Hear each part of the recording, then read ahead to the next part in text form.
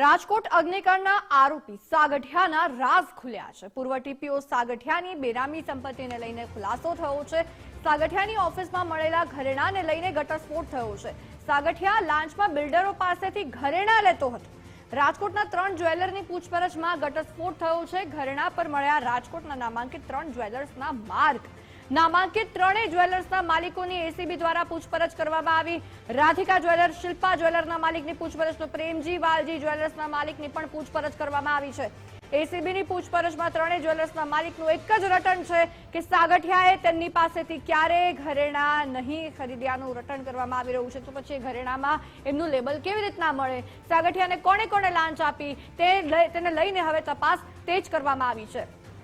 રાજકોટ અગ્નિકાંડનો પાપી Mansukh Sagathiya, suspended TPO Mansukh Sagathiya કે જેના દિવસે ને દિવસે તપાસ થઈ રહી છે અને અનેક રાઝ ખુલી રહ્યા છે। એની ઓફિસમાંથી 18 કરોડ જેટલી જે મિલકત જપ્ત કરવામાં આવી હતી, એમાં ઘરેણા હતા, રોકડ હતા, સોના ચાંદીના ઘરેણા હતા, કિંમતી ઘડિયાળો હતી। એ તમામ જે વસ્તુઓ જપ્ત કરવામાં આવી છે તેને લઈને હવે એસીબી દ્વારા પણ સઘન તપાસ કરવામાં આવી રહી છે। જે ઘરેણા હતા એ ઘરેણામાંથી 3 જ્વેલરના લેબલ મળી આવ્યા છે।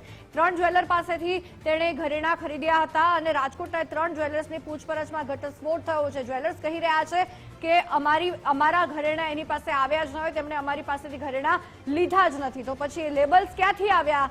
રાધિકા જ્વેલર, શિલ્પા જ્વેલર, પ્રેમજી વાલજી જ્વેલરના માલિકની પૂછપરછ કરવામાં આવી। એસીબીની એ પૂછપરછમાં 3 જ્વેલર્સના માલિકનું એક જ રટણ છે। શું એમને સમજાવી દેવામાં આવ્યા છે કે તમારી પાસે આવશે, પૂછપરછ કરશે અને તમારે એક જ રટણ કરવાનું છે કે સાગઠિયાએ તેમની પાસેથી ક્યારેય ઘરેણા નથી ખરીદ્યા? અનેક સવાલો થાય કે સાગઠિયાની સેટિંગ કોની સાથે છે, કોને લાંચ હજી કોની પાસેથી લેવામાં આવી છે સાગઠિયા દ્વારા, તે અંગે હવે તપાસ તેજ કરવામાં આવી છે।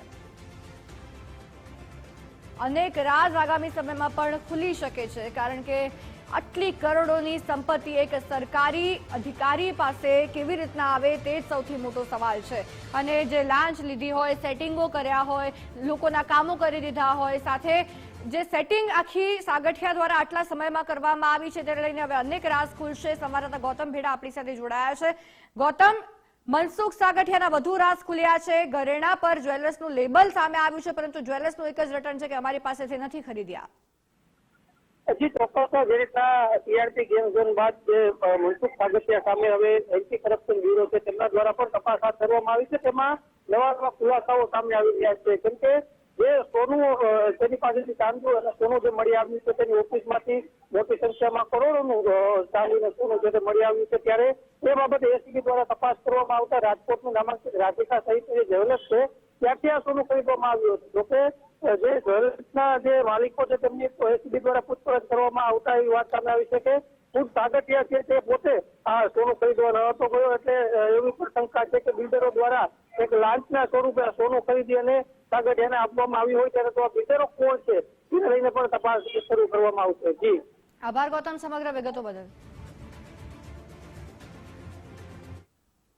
રાજકોટ અગ્નિકાંડને લઈને મોટા સમાચાર સામે આવી રહ્યા છે। એસઆઈટીની કામગીરી હવે અંતિમ તબક્કામાં પહોંચી ગઈ છે। એક સપ્તાહમાં એસઆઈટી સરકારને રિપોર્ટ સોંપી શકે છે। આ સપ્તાહના અંતમાં રિપોર્ટ સોંપાય તેવી શક્યતાઓ સેવાઈ રહી છે। સુભાષ ત્રિવેદીની અધ્યક્ષતામાં એસઆઈટી તપાસ કરી રહી છે। પ્રાઇમરી રિપોર્ટ સરકારને સોંપી ચૂકી છે એસઆઈટી। પ્રાઇમરી રિપોર્ટના આધારે પગલાં લેવાતા હતા। એસઆઈટીના આખરી રિપોર્ટ બાદ વધુ પગલાં લેવામાં આવશે। નિકુંજાની સંવાદદાતા આપણી સાથે જોડાયા છે। નિકુંજ, એસઆઈટીની કામગીરી હવે અંતિમ તબક્કામાં આવી ગઈ છે। એક સપ્તાહમાં રિપોર્ટ સરકારને સોંપવામાં આવી શકે છે। અત્યાર સુધી જે પ્રાઇમરી રિપોર્ટ છે શું કહી રહ્યો છે, જણાવશો? જી, એસઆઈટીના વડા સુભાષ ત્રિવેદીએ આજ સવારે મુખ્યમંત્રી સાથે મુલાકાત કરી છે અને એસઆઈટીનો અંતિમ રિપોર્ટ ટૂંક સમયની અંદર જે સરકારની અંદર સબમિટ કરે તે પ્રકારની માહિતી મળી રહી છે અને આ અઠવાડિયામાં એસઆઈટી પોતાનો રિપોર્ટ સરકારને સુપરત કરશે। અગાઉ એસઆઈટી તરફથી પ્રાઇમરી રિપોર્ટ જે છે તે લગભગ 80% જેટલી જે કામગીરી પૂર્ણ થઈ છે તેનો પ્રાઇમરી રિપોર્ટ સરકારને સબમિટ કરાવી દીધો છે। હવે અંતિમ રિપોર્ટ, કારણ કે ઘણા બધા નિવેદનો લેવાના બાકી હતા, ઘણી બધી તપાસ કરવાની બાકી હતી અને તેને લઈને 1-2 અઠવાડિયાનો સમય જે છે તે એસઆઈટી તરફથી માંગવામાં આવ્યો હતો। હવે આખરી રિપોર્ટ જે છે તે આવતા અઠવાડિયા સુધીમાં એસઆઈટી રાજ્ય સરકારને સુપરત કરશે। અગાઉના પ્રાઇમરી રિપોર્ટના આધારે કેટલાક અધિકારીઓ સામે રાજ્ય સરકારે પગલાઓ લીધા છે। પ્રાઇમરી રિપોર્ટ બાદ આખરી રિપોર્ટ જ્યારે સબમિટ થશે ત્યારે આશા રાખવામાં આવી રહી છે કે વધુ કેટલાક પગલાઓ જે છે તે રાજ્ય સરકાર આ એસઆઈટી ના રિપોર્ટની અંદર જે કસૂરવાર લોકો છે તેમની સામે લઈ શકે છે. આભાર નિકુંજ સમગ્ર વિગતો બદલ.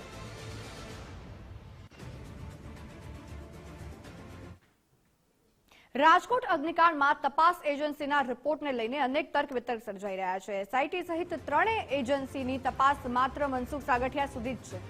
તપાસ રિપોર્ટમાં કોઈ પોલિટિકલ કનેક્શનનો ઉલ્લેખ ન થતા ભારે ચર્ચા. કોર્પોરેશનના કોઈ પદાધિકારીનો રિપોર્ટમાં ઉલ્લેખ જ નથી. સસ્પેન્ડેડ સાગઠિયા એકલા હાથે વહીવટ કર્યા તેને લઈને હવે સવાલ ઉઠી રહ્યા છે કે એકલા હાથે સાગઠિયા કેવી રીતના વહીવટ કરી શકે?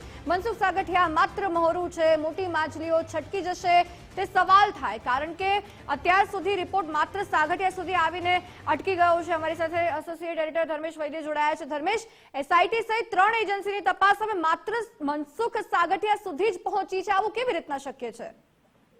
કશિશ, રાજકોટનું જે ટીઆરપી ગેમ ઝોનમાં 27 વ્યક્તિઓએ આગમાં હોમાયા છે અને સત્ય અને ન્યાય માટે અત્યારે ઝઝૂમી રહ્યા છે એવા એમના પરિવારજનો. ત્યારે સીટ સહિત ત્રણ જે એજન્સીઓ છે એનો રિપોર્ટ પ્રાથમિક રીતે સબમિટ થઈ ગયો છે, પણ ત્રણેય એજન્સીની તપાસ માત્ર મનસુખ સાગઠિયા સુધી જ પહોંચી હોય એવું જોવા મળી રહ્યું છે. તપાસ રિપોર્ટમાં કોઈ પોલિટિકલ કનેક્શનનો ઉલ્લેખ નથી. ઉપરાંત કોર્પોરેશનના કોઈ પદાધિકારીનો રિપોર્ટમાં ઉલ્લેખ ન હોવાનું પણ અત્યારે ચર્ચાઈ રહ્યું છે.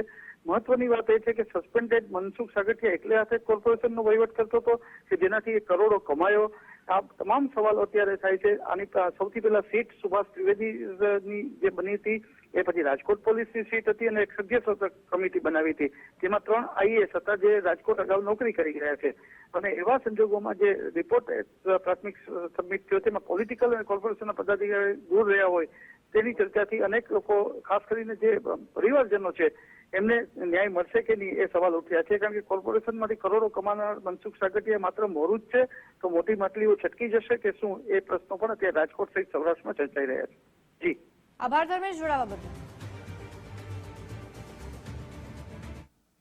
રાજકોટ અગ્નિકાંડમાં મૃતકના પિતાનો કન્ઝ્યુમર કોર્ટમાં દાવો. મૃતક નીરવ વેકરિયાના પિતાએ કન્ઝ્યુમર કોર્ટમાં દાવો દાખલ કર્યો છે.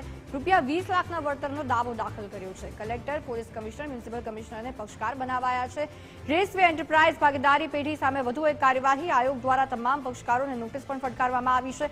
માત્ર નીરવના પરિવારનો નહીં, તમામ પરિવારનો ફ્રીમાં કેસ લડીશું તેવું ગજેન્દ્ર જાની કહી રહ્યા છે. તમામ પીડિત પરિવારો મારો સંપર્ક કરે, ગજેન્દ્ર જાની દ્વારા કહેવામાં આવ્યું છે. કન્ઝ્યુમર કોર્ટમાં 20 લાખનો દાવો કરીશું તેવું વકીલ ગજેન્દ્ર જાની દ્વારા કહેવામાં આવ્યું છે.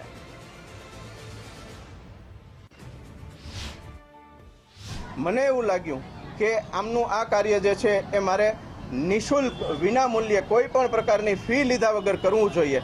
એટલે મેં એમને એવી વિનંતી કરી કે ભાઈ તમારું કામ હું ચોક્કસપણે કરીશ, પણ એક શરતે કે તમારી પાસેથી હું એક પણ રૂપિયો ફી લઈશ નહીં. આ માત્ર નીરવ વેકરિયા પૂરતી વાત નથી. ગ્રાહકની વ્યાખ્યામાં આવતા કોઈ પણ વ્યક્તિ કે જે ટીઆરપી ગેમ ઝોનમાં મૃત્યુ પામ્યા છે એ કોઈ પણ વ્યક્તિ મારી પાસે આવશે તો 1 રૂપિયો પણ ફી લીધા વગર નિઃશુલ્ક એમના માટે કન્ઝ્યુમર પ્રોટેક્શન એક્ટ અંતર્ગત ફરિયાદ દાખલ કરવાની અને ફરિયાદ લડી આપવાની કામગીરી અમે કરી આપશું. થવી જોઈએ સાહેબ, 100% થવી જોઈએ કાર્યવાહી. કારણ કે બીજી વાર આવું આ બનાવ બને નહીં રાજકોટની અંદર, એના માટે આવી કાર્યવાહી થવી જોઈએ. હવે તો સાહેબ એ તો સરકાર આવા પગલાં લે એ પ્રમાણે હવે અમે તો શું કહી શકીએ કેવી કાર્યવાહી થવી જોઈએ. તો કડકમાં કડક સજા થવી જોઈએ આ લોકોને. તો